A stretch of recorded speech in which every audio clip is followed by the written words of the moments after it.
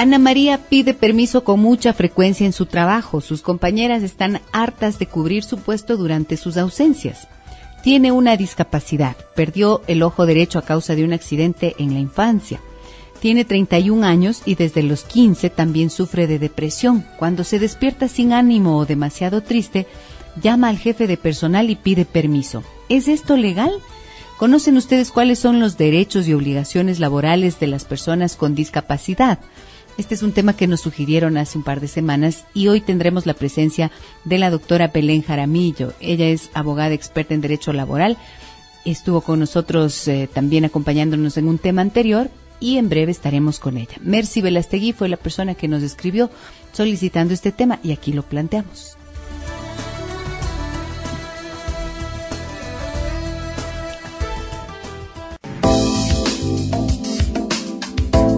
Orar es hablar con Dios. Meditar es escuchar a Dios. En Adán sin Eva, reflexiones.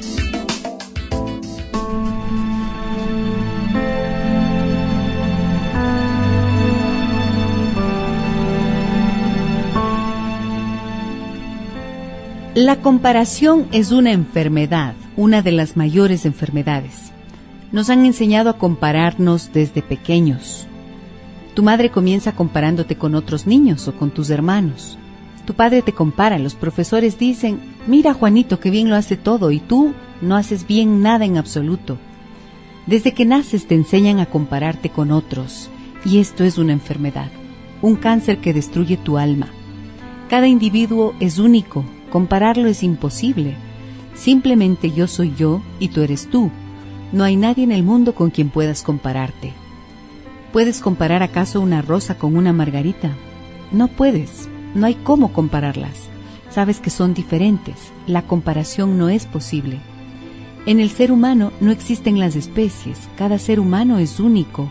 Nunca ha existido un individuo igual que tú y nunca existirá de nuevo alguien como tú. Eres absolutamente único. Este es tu privilegio, tu prerrogativa, la bendición de la vida que te ha hecho único. Cuando empiezas a reconocerlo y aceptarlo, puedes empezar también a amarte.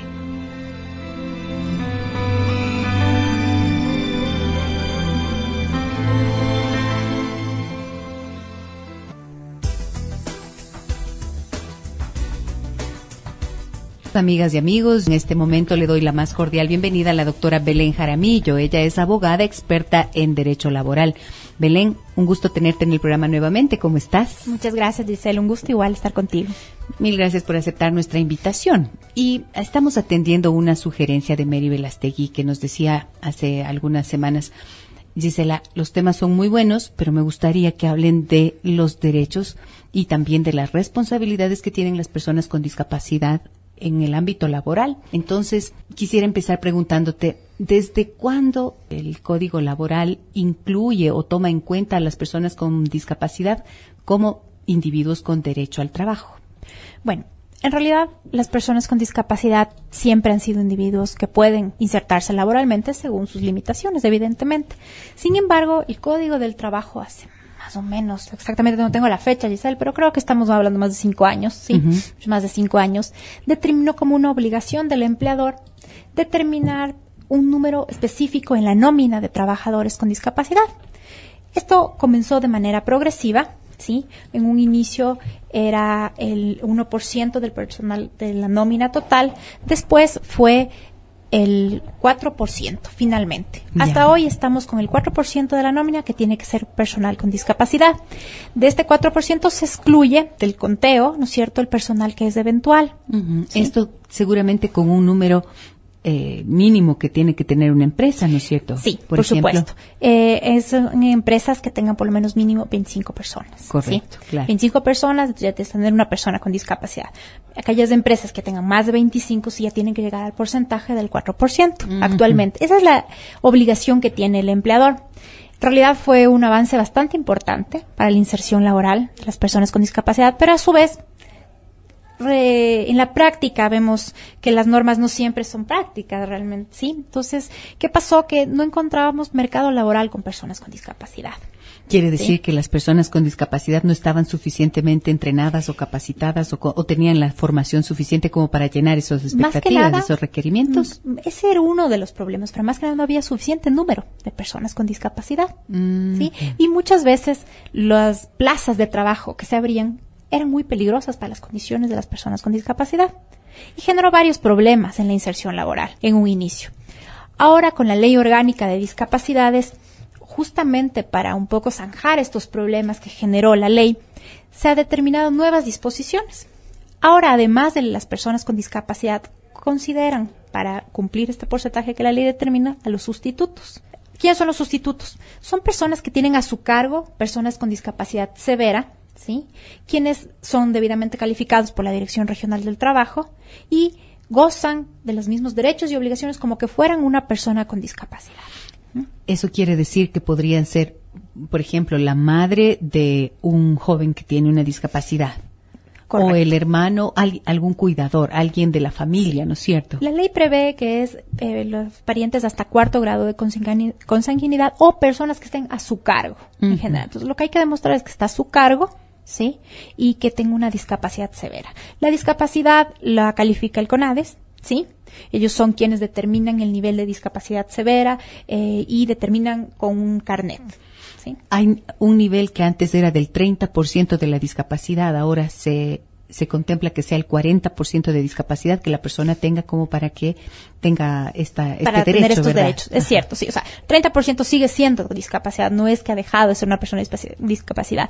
Lo que la nueva ley determinó es que con el porcentaje aumentado, las empresas pueden acceder a los beneficios, ¿sí? Y pueden acceder al número de personas con discapacidad para que se cuente en la nómina según el Código de Trabajo. Muy bien. Entonces, dentro de los derechos, por supuesto, está el tener derecho, igual que cualquier otra persona, a ocupar un sitio de trabajo, un puesto de trabajo, ganando lo mismo que cualquier trabajador en esas condiciones ganaría. Es así, ¿no? Correcto. De hecho, el tema de la inclusión laboral de las personas con discapacidad, el principio de la norma es inclusión a estas personas en iguales condiciones con reconocimiento de sus limitaciones.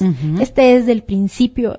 Para ello, el empleador tiene que adecuar su lugar de trabajo para poder prestar todas las condiciones para que esta persona se desarrolle laboralmente, ¿no? Bien, ahora, si es que hablamos de discapacidades, dependiendo del nivel de la discapacidad y de cuál ésta sea, entonces van a tener que adaptarse. Podría haber personas que tienen una discapacidad de sordera, por ejemplo, o tal vez ¿de qué? Bueno, hay varios tipos de discapacidades, ¿no? Estamos de entre las discapacidades físicas, puede ser cualquier ser oídos, ojos, o sea, cualquier discapacidad de estas, o también las discapacidades mentales que también cuentan dentro de esto. Entonces, básicamente es tarea del empleador, obligación del empleador un poco adecuar según la discapacidad, ¿no? Ahí debe haber una importante selección de personal, ¿sí? Una importante selección de personal para que una vez seleccionada la persona con discapacidad haya la adecuación física, ¿sí? Y el clima laboral adecuado para esta persona, ¿sí? No es fácil también, evidentemente, ¿no? Dentro de la experiencia profesional tuya, ¿qué has podido ver a nivel precisamente de clima laboral en las instituciones cuando se trata de aceptar e incluir a una persona que tiene discapacidad? Bueno, básicamente, si bien esta norma no es tan nueva, lamentablemente todavía la sociedad no está tan educada como para tener una persona con discapacidad en su ámbito de trabajo. Tomando en cuenta que el ámbito de trabajo muchas veces es un ámbito de estrés, ¿sí? Depresión y demás. Entonces no es fácil manejar un ámbito así con personas con discapacidad. Evidentemente todo esto va a depender de la discapacidad de la persona, ¿no? Si tiene una discapacidad visual, por ejemplo, pero tiene todos sus sentidos, los demás sentidos muy bien, no pasa nada, es más fácil.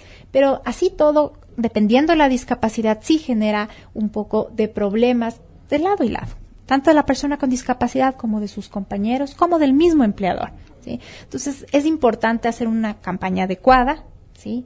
Es por eso que la Ley Orgánica de Discapacidades trata en un capítulo especialmente sobre el tema del ámbito de trabajo de las personas con discapacidad, ¿no? Anita Sá en Facebook, que es nuestra página que nos pone en contacto, amigas y amigos, Giselle Echeverría Castro. Si ustedes tienen preguntas en esta tarde sobre este tema, pueden escribirnos, por supuesto, y también enviar mensajes al 9098. Anita Sá me dice lo siguiente: buenas tardes, Gisela. Quisiera preguntar qué se puede hacer para solucionar lo siguiente. Tengo un pariente con discapacidad y trabajaba en el Hospital Millennium de Ambato, que cerró sus puertas por el mal manejo de sus dueños, los que tuvieron a muchos empleados trabajando por meses sin pagarles el sueldo como por 4 meses, además de descontarles los valores por 10 meses del aporte personal del IES y no entregar ese dinero a la institución. Nunca les liquidaron, por lo que se consideró como despido intempestivo. Cuando se averiguó en el Ministerio del Trabajo, solo nos dijeron que hay que seguir un juicio. Pero yo me pregunto, ¿es conveniente hacerlo considerando que el dinero de la liquidación, en caso de que le reconozcan, serviría solo para pagar los honorarios del abogado? ¿Qué otra cosa se podría hacer? Bueno, fíjate esta pregunta. Es interesante el tema porque además, para que conozcan, la persona con discapacidad que ha sido sujeta de despido intempestivo tiene una indemnización de 18 remuneraciones, ¿sí? Es bastante alta, sin perjuicio de las que determina la ley, que es de conformidad con el tiempo de trabajo, ¿no? Entonces, cuando hay un despido de una persona con discapacidad, realmente es primero, les digo, en la práctica y en mi experiencia, es bastante fácil que se pueda aprobar. ¿Sí? Que gane el juicio, quiere decir. Sí, por supuesto que se puede aprobar este despido cuando efectivamente existió, como en el caso que nos comentan. Sí, el cierre de una empresa, cuando no es por fuerza mayor, sino tal vez por un mal manejo y demás, es un despido intempestivo.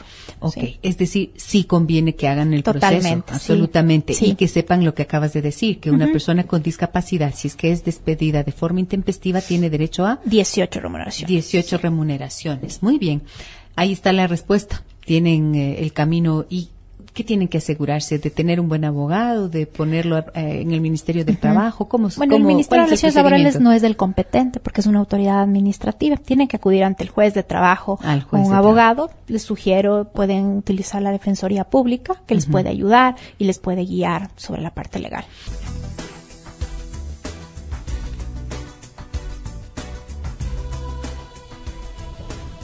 ¿Conoce usted cuáles son los derechos y también las obligaciones que tienen laboralmente las personas con discapacidad? De eso hablamos hoy con la doctora Belén Jaramillo. Belén, además del derecho al trabajo, de que las personas las empresas adapten los espacios laborales y garanticen un ambiente laboral adecuado para las personas con discapacidad, ¿qué otro derecho les asiste? Bueno, dentro del ámbito del trabajo, la persona con discapacidad tiene derecho a que el empleador le pueda facilitar las veces que sean necesarias permisos para efectos de tratarse su enfermedad, su discapacidad o cualquier condición que devenga de esta, ¿sí? Este es un concepto un poco amplio que no está definido. ¿Cuál es la condición? ¿Cuáles son las circunstancias en que puedes o no puedes darle permiso? En general, al tener una ley tan amplia, como empleador, tú le das permiso siempre, solo por el hecho de ser una persona con discapacidad, ¿sí? Yeah. Entonces, lo importante es que esta persona también justifique médicamente su ausencia, ¿sí? O sea, porque así no se puede generar un abuso, como cualquier otro derecho, ¿no? O sea, que puede ser abusado. Entonces, el tema es, siempre y cuando tenga el justificativo adecuado, ¿sí? Okay. En el 9098, nuestro sistema de mensajes de texto me dicen lo siguiente: buenas tardes, en el asunto de los sustitutos se presenta carpetas para obtener trabajo y en la práctica esa ley no se da. La ley de discapacidades es una vil mentira, nos dicen acá en el 9098. Tú nos podrías indicar, si es que tienes conocimiento de esto, Belén, ¿cuál es el procedimiento que se sigue? Bueno, el procedimiento para la búsqueda de trabajo en los sustitutos. De los sustitutos. Lo que pasa es que este es un procedimiento interno que debería hacerlo talento humano en cada empresa, ¿no? Básicamente, cuando están buscando personal y encuentran una persona que tiene a su cargo una persona con discapacidad, tienen que hacer un trámite previo en la Dirección Regional del Trabajo. La Dirección Regional del Trabajo es la que va a autorizar que ese sustituto, ¿sí?, pueda actuar laboralmente en nombre de esa persona con discapacidad y debe cumplir una serie de parámetros, ¿sí?, demostrar que está a su cargo la persona con discapacidad, porque evidentemente al ser un tema tan complejo y dado que la política es la inserción laboral de la persona con discapacidad, Entonces, no es tan fácil que cualquier persona sea calificada como sustituto. Debe demostrar que en realidad está a cargo de una persona que tiene discapacidad severa, ¿sí? Entonces, solo cuando la discapacidad es severa. Sí.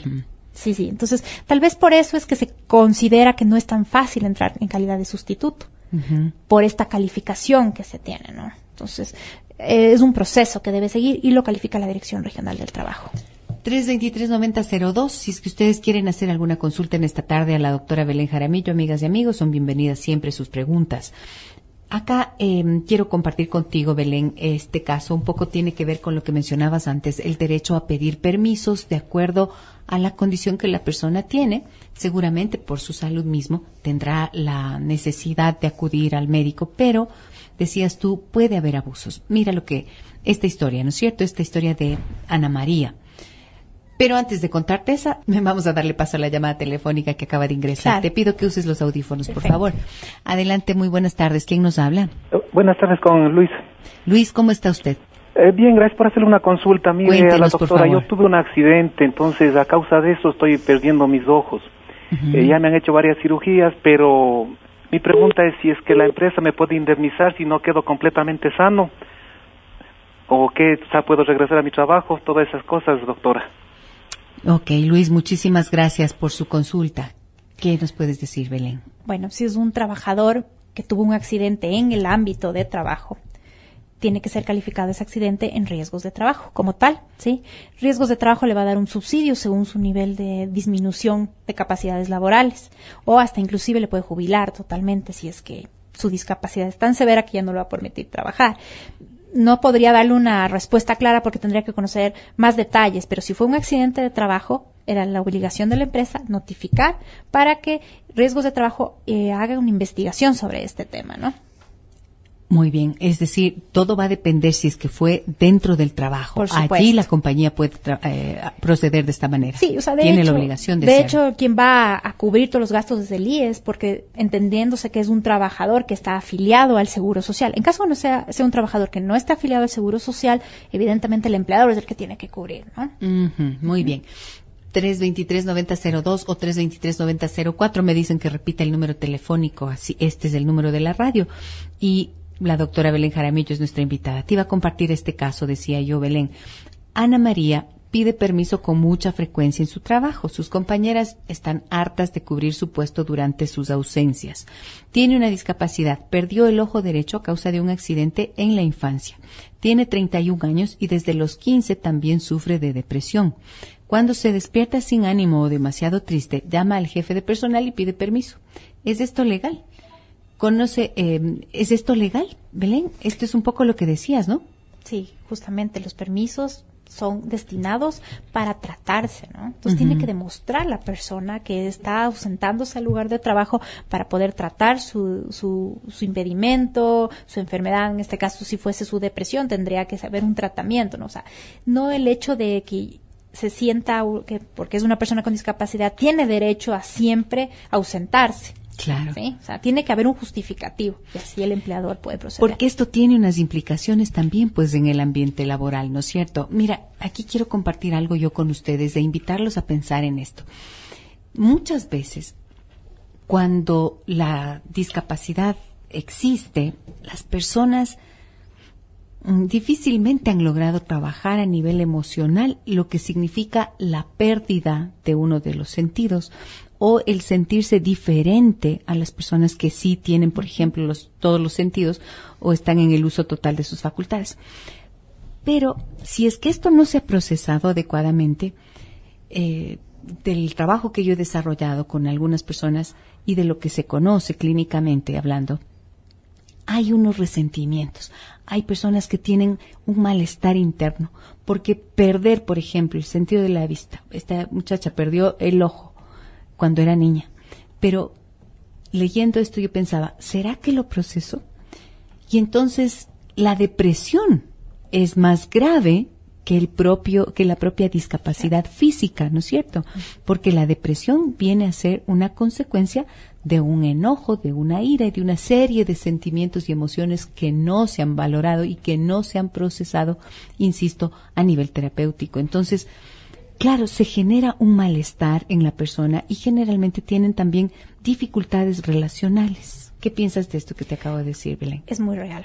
De hecho, en la práctica he tenido casos de personas que, por su condición, no han podido adaptarse, básicamente, y sus compañeros de trabajo tampoco pueden adaptarse a la presencia de una persona así, ¿no? Entonces, hay un rol indispensable en el empleador para poder tratar de adecuar al clima laboral a esta persona con discapacidad, ¿no? O sea, yo creo que hay que hacer un trabajo importante. Por eso es importante, como te decía, la selección de personal, el proceso de selección, ¿sí? Para saber en dónde se va a insertar esa persona con discapacidad, si la condición de esa persona va a ser apta para el trabajo. O sea, no es cuestión de cumplir el porcentaje legal, que muchas veces las empresas lo han hecho.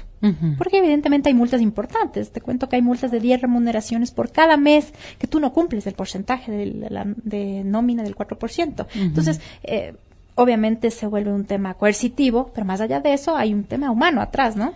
Por supuesto.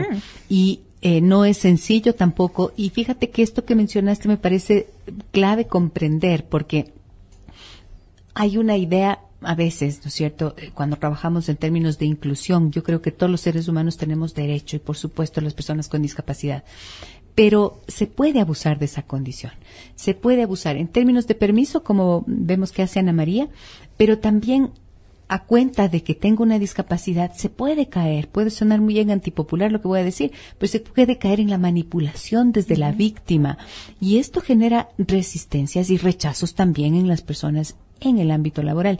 La persona va contándose por ahí la historia de que es pobrecito y es que sí, puede ser que no puede ser, es un hecho real que hay un dolor y un sufrimiento, pero creo que es bien importante también tener claro que el camino de la manipulación o del abuso no está bien desde nadie, ¿no es cierto? Y no es la manera de lograr las cosas, sino a partir del respeto y de la dignidad. Por supuesto. Ahora, tengo acá una pregunta que me dicen con respecto al señor que llamó al teléfono, es decir, Luis, que nos llamó.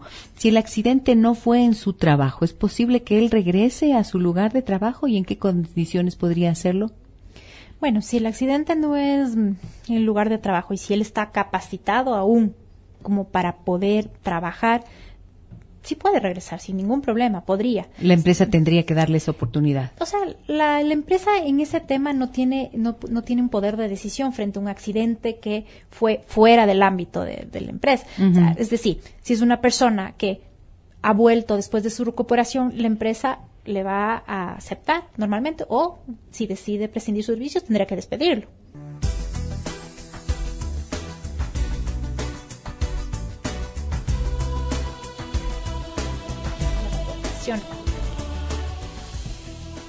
La doctora Belén Jaramillo nos acompaña hoy. Belén, quisiera consultarte algo. Cuando hablamos de responsabilidades y obligaciones de las personas con discapacidad en su ámbito de trabajo, ¿cuáles son puntualmente? Bueno, la persona con discapacidad tiene las mismas obligaciones que tiene cualquier persona, ¿sí? O sea, básicamente las obligaciones del empleador están determinadas del trabajador están determinadas en el Código del Trabajo, ¿sí? Así que toda obligación de una persona con discapacidad es cualquiera que una persona que no tenga discapacidad, ¿sí? O sea, quiere decir cumplir con un horario. Un horario, sí. Tener con los niveles de calidad que se requieren en el trabajo. Ajá, justamente una persona con discapacidad inclusive está sujeta también a tramitar vistos buenos por faltas reglamentarias, como cualquier otra persona. La remuneración es la misma, ¿sí? O sea, las condiciones laborales son las mismas. Lo único que hace el empleador es facilitar sus condiciones laborales. Ok, de ahí todo es igualito. Todo es igual, todo. Tengo una llamada al aire. Adelante, buenas tardes. ¿Quién nos habla? Sí, por favor. Lo que pasa es que yo tengo dos hijos con discapacidad que están trabajando actualmente en una empresa. El motivo de mi pregunta es saber qué se puede hacer con un supervisor de esta empresa que les está maltratando e incluso les está, ¿qué se puede decir? Amenazándoles con pegarles. Y realmente yo no sé qué hacer. No sé a dónde acudir. Ok, muchísimas gracias por su pregunta, mi señor. 2 hijos tiene este señor trabajando en una empresa. Bueno, aquí hay 2 instancias a las que el señor puede acudir. Ir al CONADIS, ¿sí? En un inicio el CONADIS va a requerir al empleador que tome todas las prevenciones del caso para que no exista violencia dentro del lugar de trabajo de la persona con discapacidad, ¿sí? Esta es una instancia que respalda a la persona con discapacidad. Otra instancia que también le puedo sugerir es una mediación en la Dirección Regional del Trabajo, ¿sí? En la que se solicita la presencia del empleador, ¿sí? Y en la cual conversan sobre la situación laboral de la persona con discapacidad y llegan a acuerdos, ¿no? Si lo ideal es mantener acuerdos para que el empleo se mantenga también. Sí, o sea, claro, que se mantenga. Eso es muy el importante. empleo. Entonces, eso es muy importante. Entonces, sí hay mecanismos que pueden ayudar a esa persona a través de las 2 entidades del CONADIS y la Dirección Regional del Trabajo. Ok. Y allí, cuando hablas de la mediación, significa que entonces esta persona que el señor nos dice que está maltratando a estos jóvenes va a ser convocada. Y allí van a llegar a unos acuerdos, que el acuerdo básicamente, ¿qué será? Conservar el trabajo de un lado y garantizar las condiciones normales de trabajo para que puedan hacerlo tranquilamente. Correcto. Bueno, en este caso puede ser que la persona maltratante sea el mismo empleador o podría ser un subalterno del empleador. Entonces, ¿a quién se requiere? Es al empleador. ¿Por qué? Porque el empleador tiene la obligación de mantener condiciones adecuadas de trabajo para la persona con discapacidad. Entonces, quien se compromete y se obliga a velar por esto va a ser el representante, ¿no? El empleador per se. Siendo así, él va a estar muy atento a que no existe este tipo de violencia. Entonces, ahí pueden generarse los acuerdos y además es una alarma, porque mira, te digo también por experiencia, muchas veces el empleador no conoce de estas situaciones, porque no es fácil tratar con personas con discapacidad también, sí, y muchas veces como los mismos compañeros no conocen cómo tratarlo, cómo trabajar con él, suelen ser agresivos, ¿sí? Yeah. Entonces, el empleador tampoco conoce que esta persona, que su subalterno, que el jefe de área está tratando así. Entonces, es bueno, sí es importante poner en conocimiento de una persona que evidentemente va a tomar las precauciones del caso. Ok, muy bien. Clarísima la respuesta para usted, señor, que nos había llamado. No alcanzamos a escucharle su nombre. Tengo mensajes en el 9098. Lamentablemente me llegan vacíos y no puedo dar curso a esas preguntas. Termina uno de los mensajes, viene de un número telefónico terminado en 2983. Si quieren llamar al 323-9002, todavía nos quedan unos poquitos minutos. ¿Qué pasa con la jubilación de las personas con discapacidad, Belén? Bueno. ¿Cuándo se jubilan? ¿Cuánto tiempo tienen que tener de aportaciones? ¿Cómo funciona esto? Bueno, esto todo va a depender de la condición de discapacidad que tenga la persona, ¿sí? Y si la adquirió en el lugar de trabajo, por ejemplo, o sea, hay varias situaciones que hay que analizar, ¿no? O sea, podríamos analizar una condición de discapacidad adquirida en el trabajo por un accidente de trabajo, ¿sí? Evidentemente ahí va a entrar el seguro de riesgos de trabajo, le va a subsidiar, ¿sí? Y va a dar un seguimiento a su condición. Entonces, si la condición mejora, evidentemente se termina el subsidio y la persona se inserta laboralmente. Normal, ¿sí? Yeah. No te puedo dar tiempos porque todo depende de la condición médica. Okay. ¿Sí? Lo que depende de cada caso. Depende de cada caso, es muy particular, ¿sí? Yeah. Bueno, eso en el tema de una discapacidad que sea adquirida por razones de un accidente de trabajo, demás, ¿no? Ahora puede ser, por ejemplo, el ejemplo de una persona que ya viene con discapacidad, ¿sí? Y que comenzó a laborar normalmente, pero se ha vuelto progresiva su discapacidad, Yeah. ¿sí? Entonces, ahí no entra bajo el régimen de riesgos de trabajo, sino bajo el régimen del seguro general obligatorio, ¿sí? El IES también le jubila, pero también dependiendo de su nivel de discapacidad y demás, o sea, no te puedo, como te digo, no hay un tiempo, ¿sí? Lo que sí que tiene que haber es tener las aportaciones, de estar afiliado al IES, ¿no? Tenemos una nueva llamada. Adelante, por favor. Buenas tardes. ¿Quién nos habla? Mi nombre es José Guayo. José, muchas gracias. Bajando un poco el volumen, si no... Exacto, sí, para que no nos... se recuerda la comunicación. Muy bien. Una inquietud Cuéntanos. rápida. Sí, con el nuevo reglamento de discapacidad en el cual cambiaron los porcentajes e inclusive los derechos que tienen cada uno de los discapacitados, ¿qué tanto afectó en el asunto de los derechos laborales? Okay, esa es mi pregunta para la doctora. Muy bien, muy amable. Gracias por su llamada, José. Bueno, evidentemente la nueva ley orgánica de discapacidades y con su reglamento en el que se determinó el cambio del porcentaje, porque creo que a eso es la que va en la pregunta, el cambio del porcentaje que es considerado, sí, ¿no es cierto?, con la discapacidad. Del 30 al 40. Del 30 al 40. Sí, hubo bastante polémica en el caso, porque de por sí es difícil encontrar personal con discapacidad que sea insertado laboralmente, ¿sí? Y el personal que puede ser insertado laboralmente ya está. Entonces, el hecho que la brecha del porcentaje de discapacidad ha sido acortada, es ahora 40, provoca que sea más difícil el cumplimiento de las leyes. Ese es la consecuencia de este tema, ¿no? Entonces, esto quiere decir que, por ejemplo, si el 40% de discapacidad en la persona, ¿no es cierto? A eso se refiere, que claro, el nivel de discapacidad que tiene el individuo que va a ser contratado sea del 40% en cualquiera de sus facultades. En cualquiera de sus facultades. Ajá. Y eso lo califica, como te contaba, el CONADES, entonces ya es más difícil. Entonces, lo que determina esto, la consecuencia es que es más difícil encontrar personas así, que puedan ser insertadas laboralmente, porque de existir personas con discapacidad, hay. Claro, va a haber muchas de esas personas Muchísimas. con discapacidad, pero no van a cumplir, no van a estar capacitados para, en cambio, cumplir una tarea, un trabajo. Eso es. Claro, ¿no es por cierto? supuesto, no pueden insertar Ahí es en laboralmente. donde Entonces, ahí es el problema de los porcentajes que maneja la ley. O sea, no es cuestión de contratarle a una persona con discapacidad solo por llenar el cupo, sino cumplir el espíritu de la ley, que se inserte laboralmente, ¿no? Y eso significa también que el trabajo le da a la persona la oportunidad de sentirse productivo. Por pues. supuesto. Es una realización personal. El trabajo es una fuente de realización, por lo tanto, no es solamente, como tú bien dices, llenar la nómina o cumplir ese cupo. Claro, sí, justamente como te comentaba al inicio, cuando la norma era tan cerrada y demás, muchas empresas lo hacían solo por cumplir el cupo. Y conozco casos de personas que contrataban personas con discapacidad, y las personas con discapacidad ni siquiera asistían al lugar de trabajo. Entonces, lo cual se convierte en un arma de doble filo también, porque esto es, págueme porque tengo la discapacidad. Sí, uno, págueme porque tengo la discapacidad, y por otro lado, considero que es humillante para la condición humana realmente, ¿no? Porque es una persona que puede desarrollarse. Así es. ¿Sí? Ok. ¿Alguna recomendación última para las personas que estuvieran en esta situación, si ven vulnerados sus derechos? Como les comentaba, hay dos instancias, puede ser el CONADES y la Dirección Regional del Trabajo, que les puede dar mayor información sobre cómo manejar estas situaciones con las personas con discapacidad. Belén, muchísimas gracias por la claridad de tus respuestas, los conceptos que nos has aportado en esta tarde. Te agradezco mucho por acompañarnos. A ti, muchas gracias. Amigas y amigos, nos vamos ya. Que descansen. Si van a salir, que salgan y se reencuentren con ustedes mismos y con la capacidad de que su cuerpo experimente relajación. No vayan como locos, ¿no? Por favor, cuidarse. Y si es que se van a quedar en casa, aprovechen pues para hacer limpieza, a veces para leer, para contactarse con la familia, para estar en paz. Ojalá que así sea. Un abrazo muy grande a todas y todos. Los espero 15:05. Soy Gisela Echeverría.